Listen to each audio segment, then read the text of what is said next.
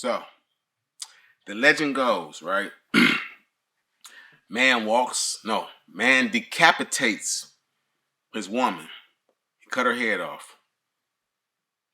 He walked into a bar and he sit her head on the counter after ordering his drink and say, "Get this bitch a drink too." That's the legend, right? It's your boy OG Kenny. It's another installment of the Retired from the Street podcast, right? This story here is I encountered this individual that they say did this during my first few months of incarceration. This was the late 90s. This is on the back of, like, you got to think, early 90s, late 80s, early 90s. Not only did we have the tail end of the beginning phases of that crack epidemic, right? You got that tail end of that first little decade of the crack monsters, right? When all of that started happening, right? All of that crack, all the movies that start coming out, Colors, Boys in the Hood, South Central, Menace to Society. You talking about late 80s, early 90s, when you had, after you had the Just Say No to Drugs, the DARE programs, the War on Crimes, you got all these movies, all this music, all of this pop culture that's either glorifying the street life and the violence of the gangster culture. So when, it's either doing that or it's really, really depicting stuff that's actually happening. It's either glorifying it or it's being factual. Either way, when you get to the mid 90s, the late 90s, you start seeing a whole bunch of young dudes getting locked up for carjackings, for armed robberies, for shootings and whatnot, because the culture, and I'm not judging the music because I love the music, but the culture surrounding the music and the films and all of that back then had a lot of young dudes trying to really imitate what they saw on TV. You had a lot of dudes imitating what they thought gangbanging was for the first time. So when I get incarcerated, and I run across Mr. Brown, right? Or hold on, Mr. Green.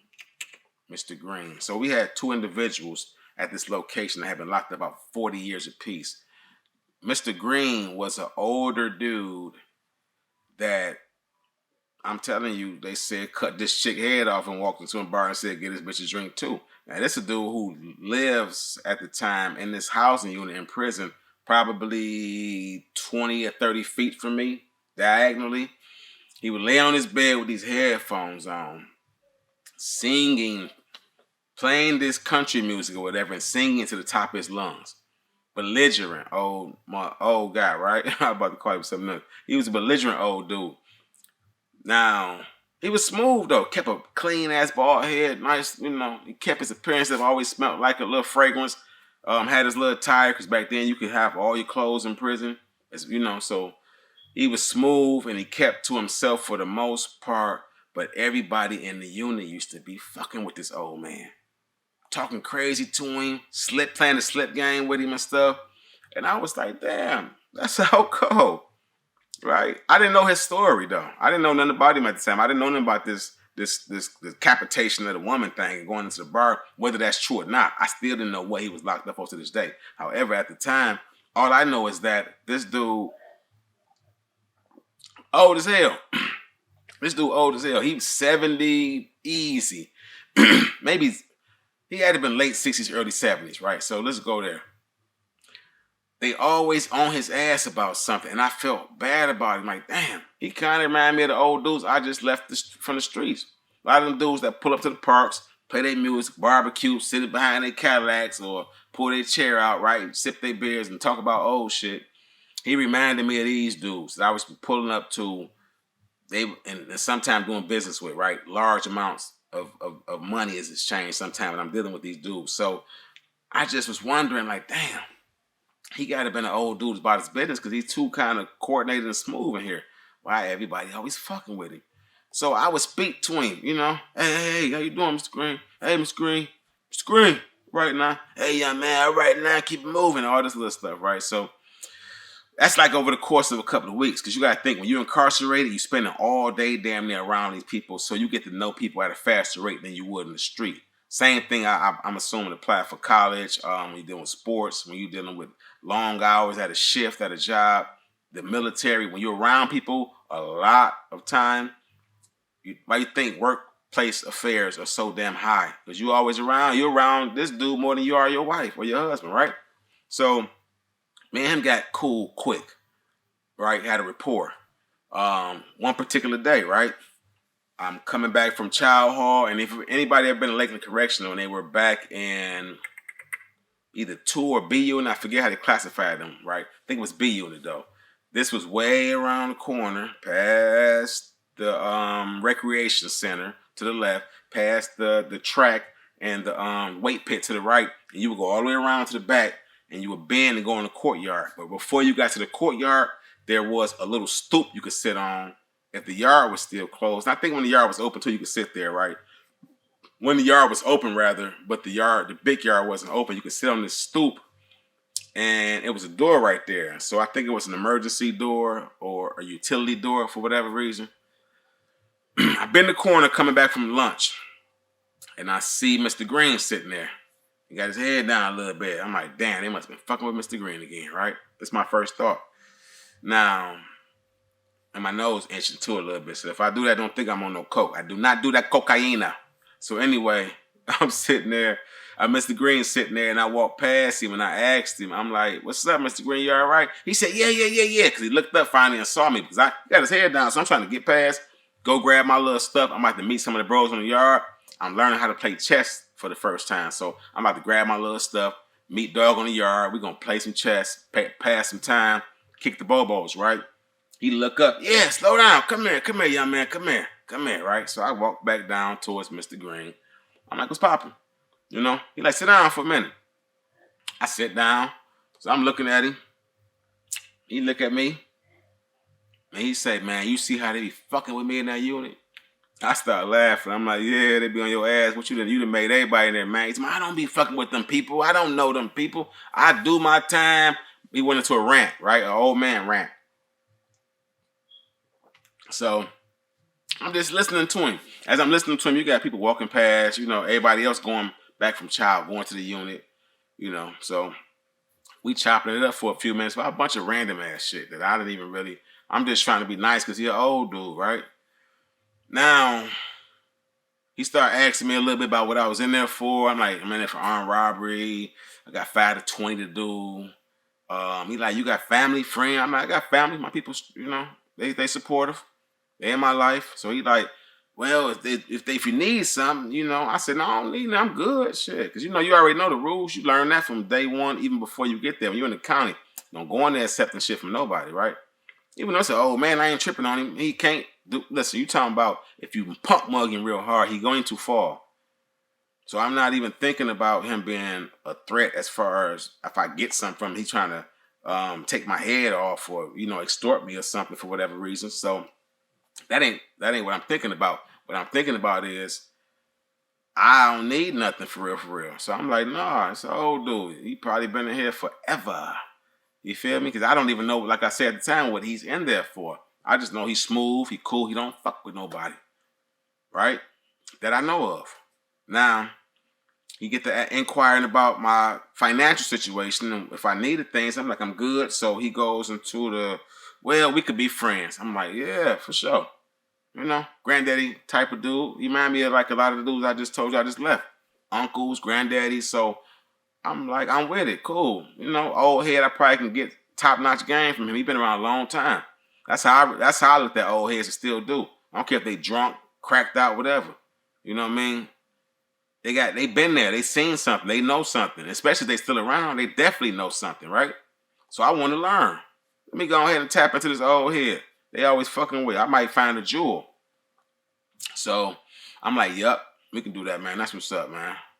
Pop Green. So he's like, yeah. He was like, man, we could be friends, man. Then he leaned over and he say, because old men get hard too.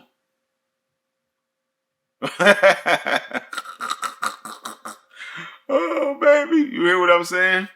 That old man told me we could be friends because old men get hard too. Hey, listen.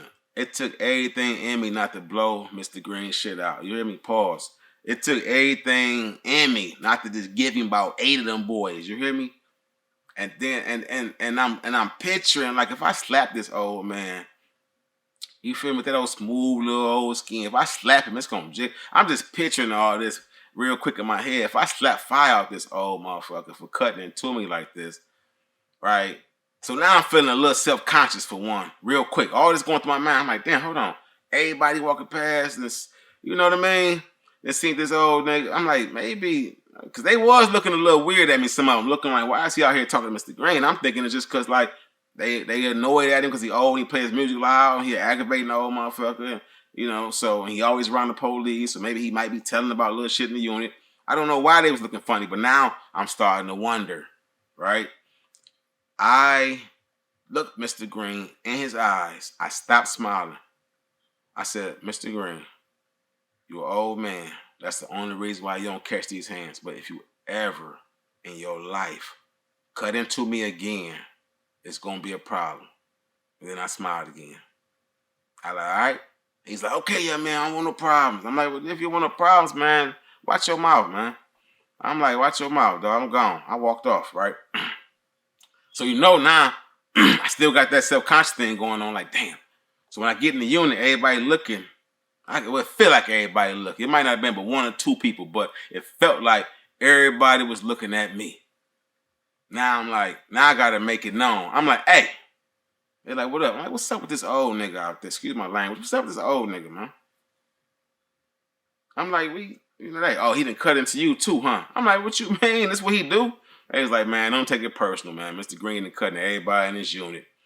And then my QB Joe was a good dude, because Joe was like the first dude I met, an Italian dude out of Jackson, who used to use drugs, and he was going through some health issues because of that prior drug use. So he used to sleep a lot because of the medication they had him on from his health problems. So he used to let me ride his TV, even though I had buku bread in my account. I was at the limit. I think I had about 1,200 in my account or somewhere like that. So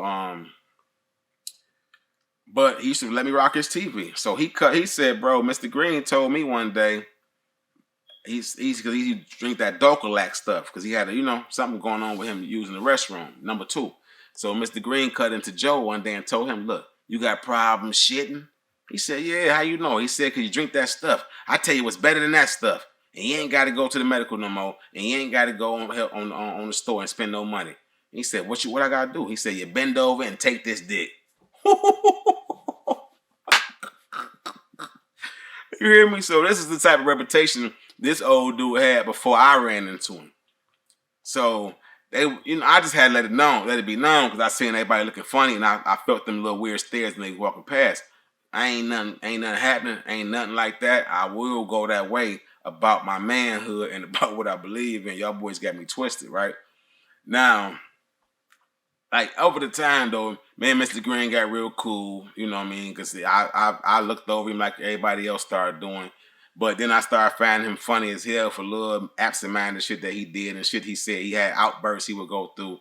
And if anybody was at Lakeland in 98, especially in the summer, 98, and y'all remember Mr. Green, get in the comment section, man. If y'all find any of this, like, these anecdotes, like, really entertaining, or anything that you find like enlightening, or you can relate to, your family can relate to, or it's moral to all these stories. It's a moral to this one I'm gonna get to. But if y'all find any of that intriguing, don't forget to subscribe, hit the notification bell, share the content. You know what I mean? Become a channel member.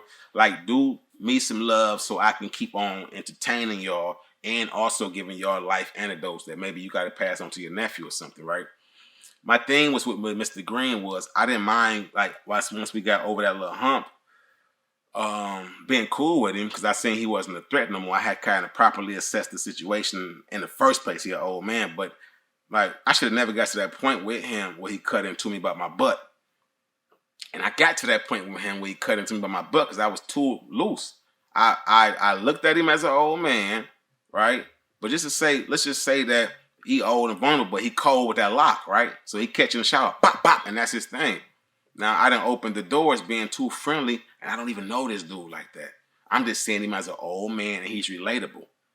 So if anything, the moral to this story is just because especially when you're in prison and you're in situations where you're around precarious people who don't get their money the right way, they ain't lived the right lifestyle, they in a situation like prison in the first fucking place. You got to keep your guard up until people earn that trust with you. I don't care if they look old and vulnerable, feeble, like they're not non-threatening. You got to remember that you are in a situation where people are mistrustful a lot of times. I let my guard down, and because of that, this old man thought I was good booty meat for him eventually, right? So guard your grill. You know what I mean? Strap your nuts on when you get in them situations if you out here wilding. If you out here wilding and you doing the most, then you might end up that way. Don't go in there friendly, looking at people as feeble and weak. Love white boys. He little, he this, he's short, he Mexican, he's stupid, whatever. You put them stigmas on people and you put your guard down, that could be your ass. That was a light situation. That was a real light situation. It's relevant because that's the first time something like that ever happened to me. It's not the last time. It's a notorious booty bandit that was in that same facility. And I'm going to tell you how that story played out too, because he was on my head. And he was aggressive. And I'm going to tell the story of him and another homeboy named Marshall that was there. Both of them, I'm going to tell them in the same whoop. You feel me? I appreciate y'all for tuning in and listening to me rant, man. If y'all out here wild and trust and believe, you're going to be around some predatory people eventually, or you're going to be dead.